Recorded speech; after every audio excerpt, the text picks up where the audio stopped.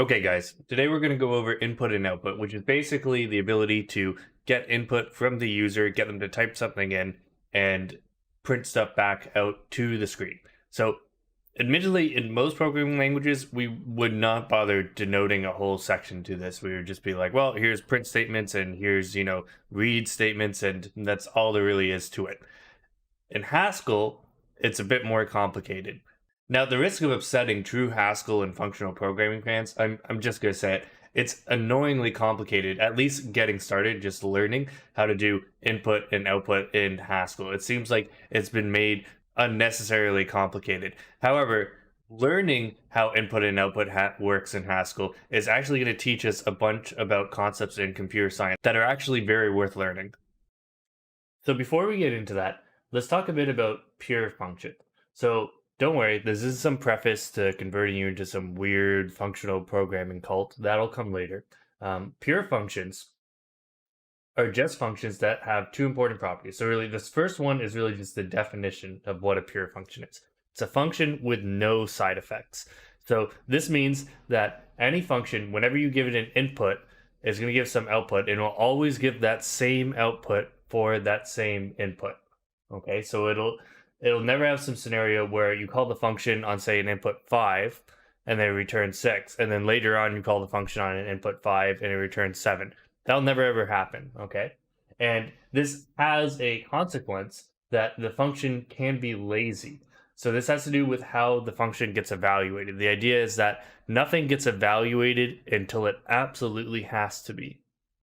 So a good way to understand pure functions is by looking at the inverse, impure functions. So impure functions allow side effects. Take, for example, this following bit of C code. So this bit of code, it has what we would call a global variable counter here. So it's a global variable, meaning that it can be accessed outside of a individual function. So it's not inside of this function. It can be accessed by any number of functions. And inside of this function, we alter the value of the global variable. Now, the thing here is that, so that's what this plus plus does. It creates counter equals counter plus 1, and then it returns that value. The thing here is that every time we call this function, okay, with some value for its input, it's going to return a different output.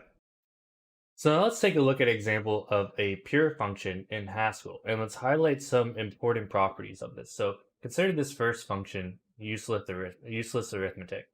So useless arithmetic, it's going to compute some different multiplications here, okay? And you'll notice that the order, so if we were to evaluate this, we'd end up at square 1 is going to be the first thing evaluated, okay, which just equals x. And then square 2 would then get evaluated because it needs square 1. And then square 3 then gets evaluated because it needs square 2. Now, the thing is, things will get evaluated in the order that they are needed, okay? So it's like square 1 will end up getting evaluated first because it's needed first, okay? Because you can't get to square 2 without square 1, and you can't get to square 3 without square 2. But besides that, the order doesn't matter. So if I were to switch this around and say put square 3 in the position of where square 2 was inside the let, it wouldn't make any difference. Okay, it would be the exact same piece of code. So in this way, evaluation it's derived by evaluating things when they are needed, not in the order that the programmer specifies them. Similarly, let's look at useless arithmetic 2 here. And we have two local variables, x and y. And y takes the sum of what's actually an infinite list. And then I call useless arithmetic on it with x as the two inputs. And I actually never ever use y. Because I never ever use y, it just never ever gets evaluated. So this is different than in a lot of languages where I would write this and the code would go through it, and by the time it gets to y, it decides to try and evaluate it. Okay? In Haskell, because it's never ever used, it just never gets evaluated. This is what I mean by lazy evaluation that I mentioned before. So now let's introduce you to your first IO function. This is one you've probably seen before, the print function. So if you type in print hello world into GHCI, it'll give you back hello world. No, this is a bit different than GHCI just regurgitating values, which is what we've been seeing before. So by default, whenever you enter something in to GHCI, it automatically kind of just calls print on it. Okay, so if you were to just write a function that returns hello world, it would automatically call print on it. But print is still very important for if you're making programs that are compiled and not just run through GHCI. If you are making a compiled program, then you need a main function and you need to attach your print statements to that main function. Let's take a look at how this works in VS Code. So let's make a function called print hello, okay? And let's say print hello is just equal to print hello world, okay? And you'll notice its type is IO and these two empty brackets. So these two empty brackets just mean nothing is kind of what they represent. It's a little weird. They kind of, so you'll see later that we could return IOs of other types, but for now, whenever you like just print something to the screen or something, it's just an IO nothing. So print hello, let's say we save this and we open up the terminal and load this into GHCI. GHCI, of course, .hs. Okay, let's load this into GHCI and run print hello. And it shows hello world. And you'll notice this isn't much different than if we wrote a function string hello.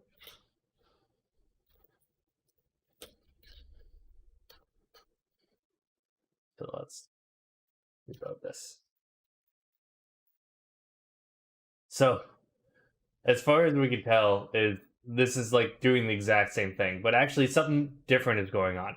Okay, and it has to do with the fact that GHCI, no matter what you give it, it'll kind of just call print on it for you automatically. And you might be wondering, well, what is the point of the print statement in general? Well, most Haskell programs, we use GHCI to do development for debugging stuff. But at the end of the day, when you actually make a program, okay, some executables run, you're going to have to run things through the compiler and then use that executable. And that executable is going to use a main program. So if we switch our files here to main.hs, you'll notice that the main program is an IO. And it's going to be a sequence of these sorts of, anytime you want to print something, you're going to have to write print here, okay? It's not good enough to just put hello world here. You can see right away, this is an error. This isn't an IO type. So the main program is always going to be this IO empty thing, right? So you're basically always going to finish your main program printing something out like this, okay? So we print hello world, and actually since we're importing lib, we could just replace this with our function print hello here, okay? So you'll see, let's say we quit out of GHCI here, and let's do this the other way. Let's do a stack build. So we build an executable, and then we can do stack run to run that executable. You'll see now it's printing hello here. Okay, let's take a second to talk about the type of the print function. So print is going to take any A that's part of the show class, which is basically just means anything that can turn into a string, any type that can turn into a string. So all the default types are part of the show class, and any type you can create, I showed you this before, you can just put deriving show underneath it, and it'll be part of the show class. And it returns a IO and this empty thing. So an IO is, you can think of it as a special data constructor that you just never ever pull the value out of directly. And you can think of this empty tuple as just being the empty type, okay, in place of like, it doesn't have any other type associated with it, so we put this empty thing here. So when you think of print, in other languages you could think of it as like print returns nothing. But in Haskell, you can think of print as being print returns an IO value. So a very important thing we want to do with IO is we want to be able to sequence it. So we want to be able to say like print this out, then do this thing, then print this out, and then do this thing. So we want to be able to do things in an order, okay? We want to be able to say print this out at this time, then print this out at another time. However, like I've been explaining with lazy functions, usually things aren't evaluated this way. So to specify when you want to do something in order in Haskell, what you do is you use this do syntax, okay? So let's say we want to make a series of print statements and we want to make sure that they happen in order. What we do is we write do, and then we write each print one by one like this. Now you'll notice I put it in curly braces with semicolons, but you don't actually have to do that. If you just make sure they line up, you can get rid of the curly braces and the semicolons. Now, before we move on to explain more about IO, let's just talk about some more IO functions that you have for you. So in terms of output, the one I showed you right now is print, but there's also put str, just for put string. Okay, so this will take a string directly instead of calling show on it. It'll take a string and it'll output to IO, and it'll do it without a new line. So you'll notice whenever you put print, it automatically puts a new line. So if you put two print statements in a row, it'll automatically put them on different lines. But if you put multiple put str statements in a row, it won't. Then there's also the write and append files. So these are the file output functions here. So these write to a file. If you want to create a file and you have a string and you want to put that into the file, what you do is you specify the file path, and this file path type is actually just a string itself. So you just specify inside of a string the path to the file that you want to write, what you want to put in the file, and it'll write it out. You have your choice, write file, it'll create a new file, and if the file already exists, it'll just overwrite it. And append file, it assumes the file must already exist, otherwise it'll throw an error, and it won't overwrite it, it'll just add it to the end of the file. So let's explore some of these functions in VS Code. Let's say we're going to write a function print some stuff. Okay, and it's going to use print because they print some and print stuff.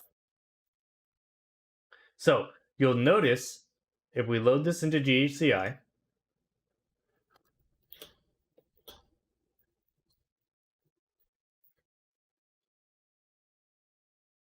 okay, and we want to print some stuff, it's going to put some and stuff each on its own separate line, and it's actually going to put it, it's going to leave the quotations there, okay, because what it's actually doing is it's showing the string which leaves quotations like that.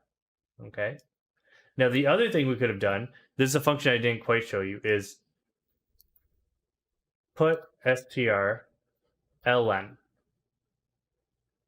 So this means put string line is what it is an abbreviation for. And see if we load this. See, it does the same thing as string, but now it's actually not leaving in these quotations surrounding it. And then the other thing we might have wanted to do, you'll notice they're each on separate lines. It's maybe we wanted to put some, okay, but then we wanted to put stuff again on the same line. So what I could do is, instead of putting put strln, I'll just put str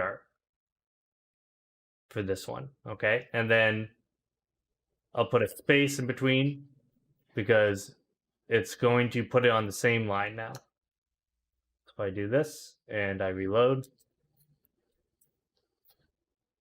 Okay, so now these things are all on the same line. Okay, now what about those file functions? Okay, so I showed you two functions for working with files. Okay, make a file. So let's say I have a function and I want to create a new file. Write file. And what it's going to do is, you can even see right now, if I leave just write file, it's going to take, write file is going to take a file path and a string. Okay. So the file path is actually just a string itself. A file path is a type synonym. It's defined in the prelude as file path equals string. Okay, that's all there really is to it. So let's say we write just the name of a file. Let's say file.txt. And I write some stuff. So I'm going to write some stuff now, not to standard output, but to a file, file.txt here. So if I write it just this way, and I reload, and run it, make a file, you'll notice it makes a file. We could actually go to the side here, where it shows all of the files in our project. You'll notice it makes a file right at the root of our project, file.txt here. And we can click on this file and look at it and see, oh yeah, it has some stuff inside it. Okay. Now, the other thing we could have done is actually specify a full file path. So this will be different depending on your system and where you put your file project, right? So on Mac OS, a lot of systems, they begin like home and then your username and then something else, right? So you could specify a full file path to somewhere else on your system if you wanted to this way. And on Windows, it's going to be similar, but with a different, it's like users, your username, and so on and so on. For this class, okay, for what we're doing right now, I wouldn't really worry about that. I would just specify the file name and just put it to the beginning of your project. We'll never have to put a file right to a file somewhere differently. Now, you'll notice if I change this now, let's say I have write file, some stuff, and then I have write file, file.txt, some other stuff, okay, twice in a row like this, and I reload. And then I try and write, make a file, and I go to file.txt. You'll notice it doesn't have some stuff and then some other stuff. It just overrode it as some other stuff. Okay? So, if I wanted to, instead of overwriting a file, append to a file, okay, add to a file, I would have to write append file.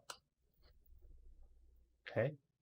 And now I save and reload that. Now if I write make a file, go to file.txt. Okay, so now it put both things. However, you'll notice that it kind of just left off. It kind of just started writing stuff out wherever the file left off last. Okay, so we wrote to the file and we wrote some stuff, and then when you write to the file next, some other stuff, it just immediately writes it right afterwards. What we probably would have wanted to do is put a new line in between these two things. Okay, so maybe we would have written to the file and the last thing would have been a new line. And the way we do that is we just specify the new line character. Whoops, I deleted some stuff.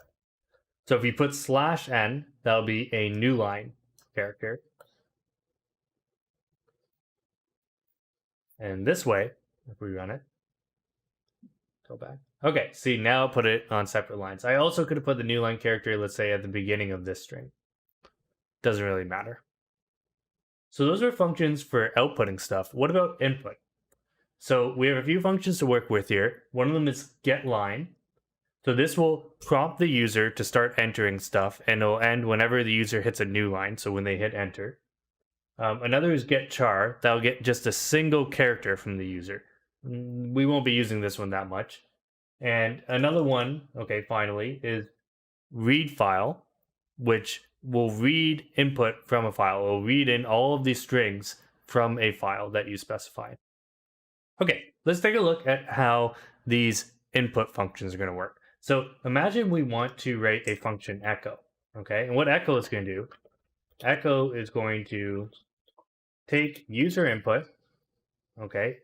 Take some user input in and print it back out. Whatever the user inputs is going to print it back out. How will we go about doing this? So before I show you how to do this, let's, as an experiment, show you the wrong way of doing this, okay? So why would I show you this? Because this might be the most intuitive way somebody would think about using I/O if they didn't really know how I/O works. So the way you might think you would want to use it, just like looking at getLine, is you might say, well, you'd say let's say my line equals getLine in print line.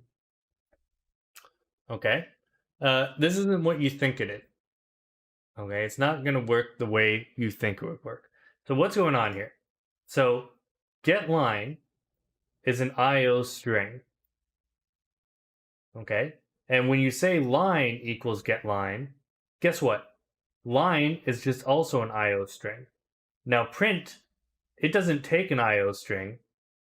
Print takes an A and returns an IO, right? So what we want is we don't want line to be an IO string. We want line to just be a string. Okay, so how do we do that? So there's special syntax for working with IO to do this. So what you do is we'll put this in a do, okay? So we start a do because we're going to want to do multiple IO things at once. And the first thing we do is we say line, and we use this arrow thing is getLine. And then the second IO thing we do, making sure everything lines up, is print line. Okay? So what's going on here now is getLine is an IO string, and line now is just a string. Okay? And then we're able to print it. Because line is just a string, we can print it. We can't print IO stuff, but we can print something we got from an IO thing. Okay, once we turn it into just a string, then we can print it. So if we load this into GHCI to see how it works,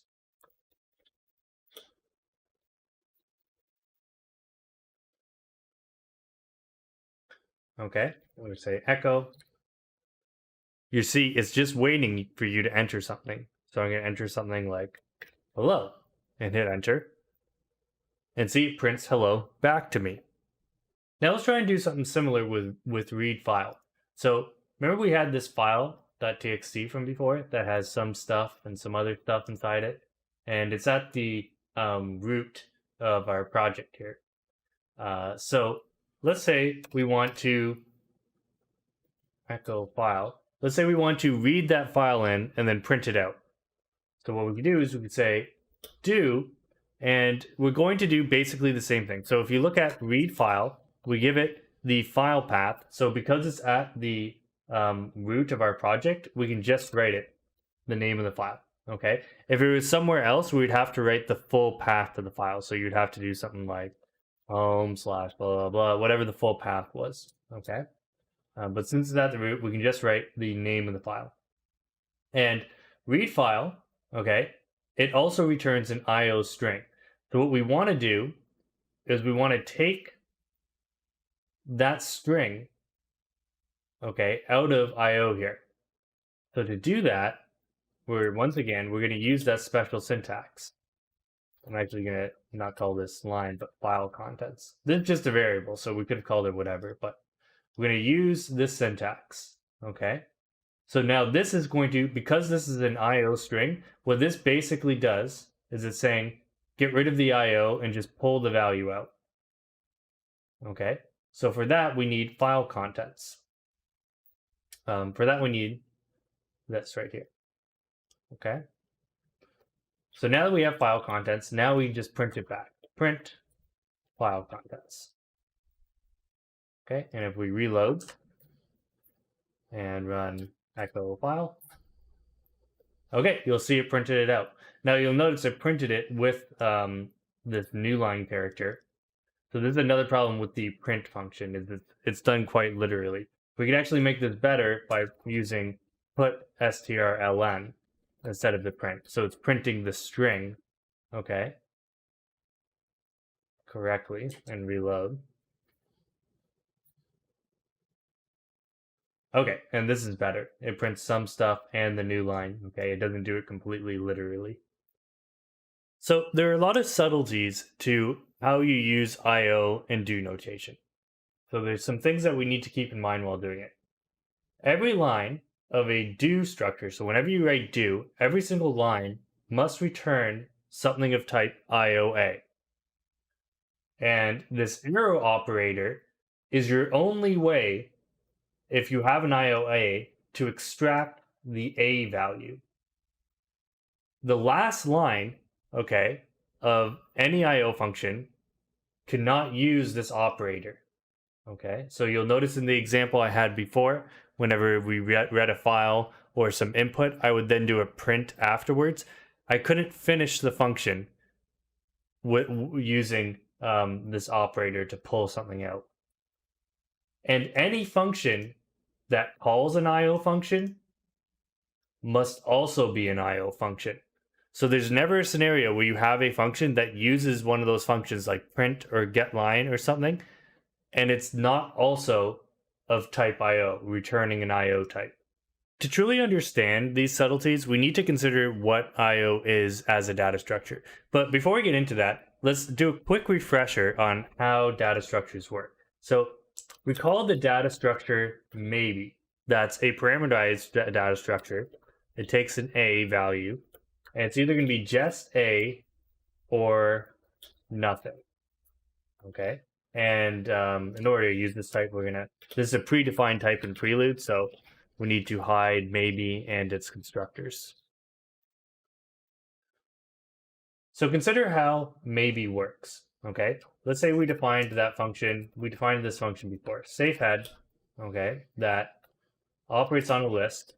It pulls out the first element of the list, and it'll either be just X, or if it's the empty list, it'll return nothing. Now recall, this was the only good way. If we were to make head on a list of A, so a polymorphic list like this, this was the only good way to define this. Otherwise, we wouldn't know what to return for the empty list. Now say later on, we make some function add 1 to head. And this takes a list of int. We know it's a list of int now, okay? And returns an int. And what it's going to do is add 1 to head. Is it'll take this list and it'll be like, well, let's use the safehead function. And we'll pattern match on it and be like, well, when it's just something, then we'll return that something. When it's nothing, then we'll return 0. So now that we know that it's an int, we can return 0. Okay. So you'll notice with the maybe type, maybe is serving as like a wrapper. Okay. It's wrapping around, this just is wrapping around the actual value of A here. Okay. So we could also have written something like from just that takes a maybe A and returns the A. It just kind of pulls it. If you think of maybe, I just call it a wrapper. You could also call it like a box. If you think of maybe as like a box that you might put something into, you can take the just X and just pull it out. And then on the nothing case, in this case, maybe we'll just throw an error.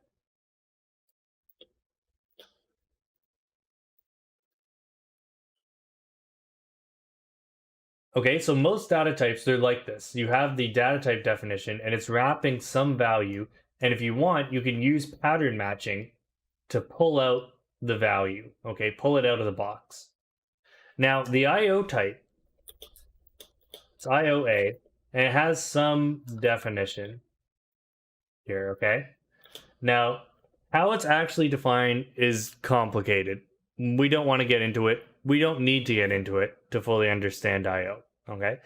The thing to keep in mind here is you can never write a function from IO that takes an IOA and returns an A. You can never do this like we did with from just, okay? You can never have this corresponding function. For one thing, so with maybe A, you know its value constructors. So just A and nothing, these are its value constructors, and you can pattern match on them to pull something out. With IOA, you don't know its value constructor, and this is on purpose. They're kind of hidden away. Okay? So this function is impossible. impossible. Rather, if you have the scenario, like let's say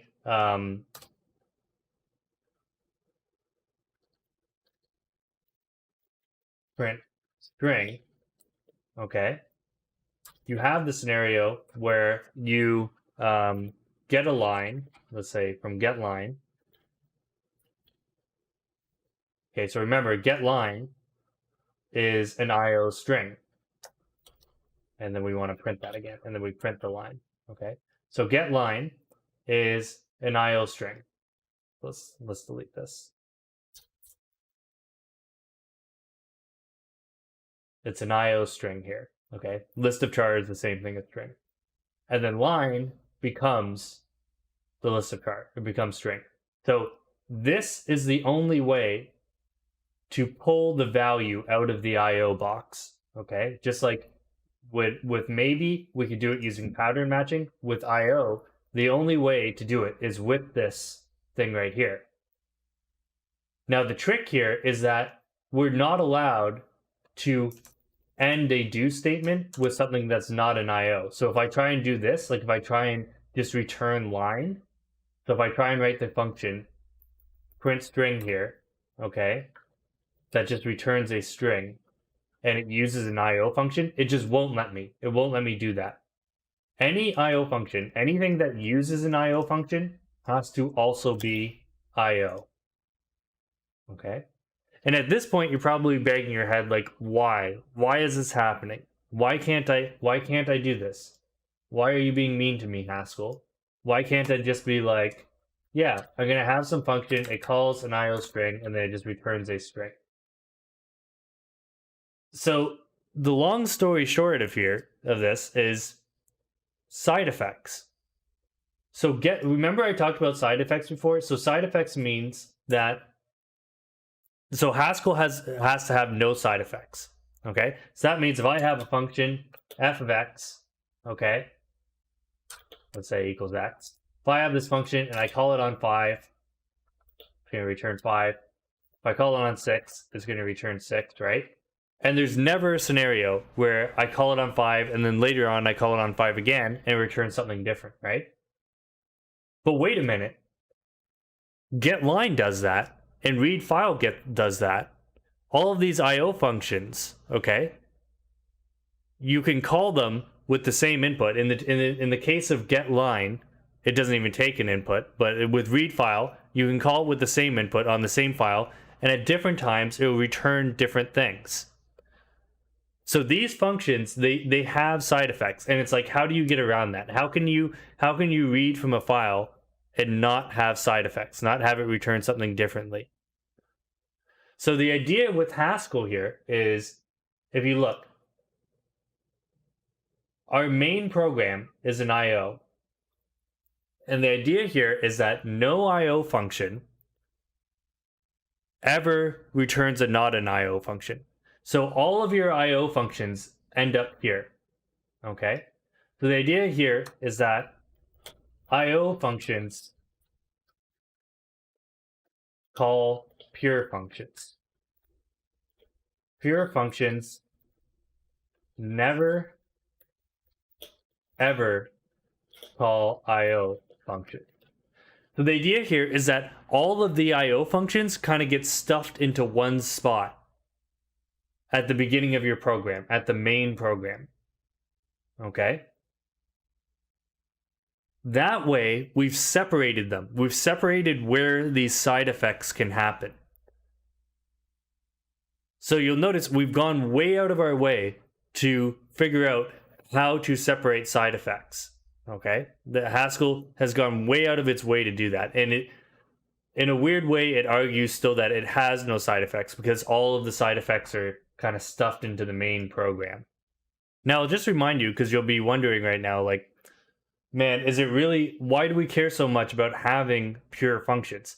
Well, having pure functions in your programming language is actually an amazing thing when you take the time to think about it. So first of all, the hardest part about programming, a lot of beginner programmers don't realize this, but really the hardest part about programming is testing your programs, is making sure your programs are working correctly. And guess what? It is way easier to test your programs when you know if you call it with this input, it is always going to give the same output. Okay, so there is a good reason. Haskell isn't doing this for completely no reason. There is a very, very good reason why we want all of our functions to be pure functions. Now we can argue about like if all of them really needs to be about pure functions. A lot of newer languages, what they're doing is they're like half functional and half imperative. And what they do is they encourage you to make as much functions as possible pure, and then sometimes you just have impure functions. But Haskell has gone way out of its way, and it's an interesting thing to learn about I/O and Haskell, just to learn how it was able to go way out of its way to make everything pure, or at least stuff all of the functions with side effects into kind of one segregated spot this way. So we can never take a IOA and just return an A in a function, but we can go the other way around. So in that example I had before where I wanted to get a line and I just wanted to return that string, okay? I can't return it just as a string, but I can return it as an IO string. So consider this function. This function will get 2 lines from the user and it will put them together. And maybe we want to modularize this as just one function, right? So we write this function, get 2 lines here. It gets 1 line, it gets another line, and now it can't just put the 2 lines together and return a string, but what it can do is it can put the 2 lines together and return it as an IO string by using return here. Okay, so what return is going to do is it's going to take just the string value and make it into an IO. And that way we have this one function for getting 2 lines that returns an IO value. This way we've made our own IO function this way. Now you can also use recursion with IO like this. So take, for example, a function that would essentially work like GHCI, like a read, eval, print loop. We call these REPLs, okay? And what it's going to do is it's going to read input, it's going to print that input, and then it's going to loop and just do the same thing over and over and over and over again. Okay, so this echo forever here would do this. And the way we would do it is with recursion. Now the question is, how would we make this function stop? I bet if you take a second to think about it, you could figure out a way. Now is also a good time to talk about the show function, just because it's useful with so many print functions that converts values into a string. So it needs to be a member of the show class to do it, but all of these standard Haskell types are members of show classes. And like I've shown you actually before, whenever you make a new data type, if you just put deriving show underneath that data type, it'll automatically make it part of the show class. So the idea here is, let's say we have a function add, all right, and we want to use this function and print out the resulting value. We would call show on it to first convert it into a string. And this is useful if you wanted to put it together with another string before printing it. The sort of opposite of the show function is the read function. So the read function is going to take a string and turn it into a value. Now, one of the tricks with the read function that you often run into is that you need to specify which type you want this A to be manually. So I've shown you how to do this before. You just kind of, let's say you have some function add strings here. So let's say you read some input, X and Y, they're 2 lines, okay? And you assume that these inputs are going to be integers. So you're just assuming that the user doesn't input anything that's not an int. And you call this function add strings, and this function add strings, it takes these 2 strings, and what it's going to do is it's going to convert them, okay?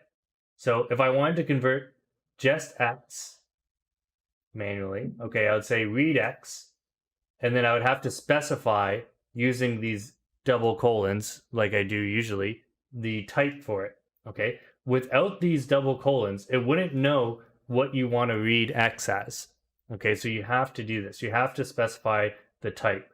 The one exception is if it could figure out the type from the output function, but a lot of the time it can't. So just do this to be safe. So this way, you know, you're taking a string and you're converting it into an int. Now, if somebody were to enter something with these functions that wasn't an int, like let's say x was actually a, the user just entered a, it would crash. Okay, so that is something to be aware of.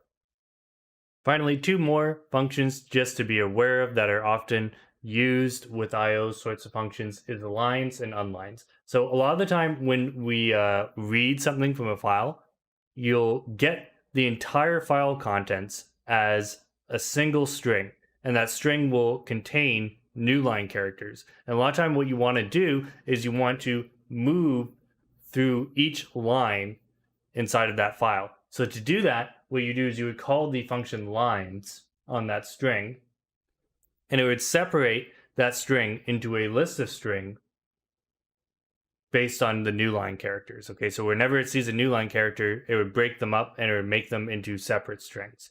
And the inverse of this function would be the unlines function that takes a list of strings and turns them into one big string with a new line character. So this would be useful if you wanted to read a file in, okay, iterate over that file, okay, iterate over each line of that file and do something, and then write that file back out to another file. You would lines the initial input, and then after you're done doing your thing, you would unlines it again into one string, because write file only takes one string, not a list of strings.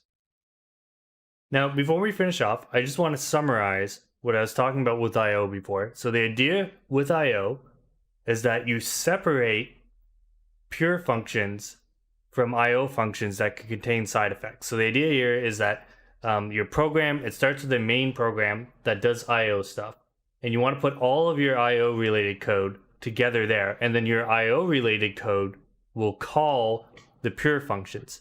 Now, you can still do some work where you end up kind of mixing your pure functions with your IO functions. So this is some example of what I would consider some very badly formed Haskell code. So the idea here is this takes input, okay, and it assumes that input to be integers, and it adds them together, and it prints out the result of that add. So it's doing this by, it's getting the input, and then it's doing the work to turn that input into an integer, and then doing some work to get the next input, turn that input into the into an integer as well, then adding these two things together, then returning the results, and then printing the result. Okay, so this is, I would say this is very bad Haskell code. What you want to do is you want to kind of separate these two things out. So you look and you say, okay, what is the code that I need to be doing? I need to get the input. Okay, so there's two inputs here. So I need to get these two inputs, and then I need to print them out. Okay, so I want to focus my function, that's the IO function, on only doing these things. And then what I do is I call the pure function, add strings, that'll do the work, all the other non-IO work. So this is going to include stuff like using read to turn those strings into integers and doing the actual addition. So that's all we need to know about IO for this course. If you go looking around in the literature online, I should mention before we finish, you will find out that IO is something called a monad. This is out of the scope of this course. It's something that throws a lot of people off when they're learning Haskell because they think it's a more complicated concept than it really is. I would try and ignore that for now. Just focus on learning what IO is on its own. With that, take it easy, guys. See you next time.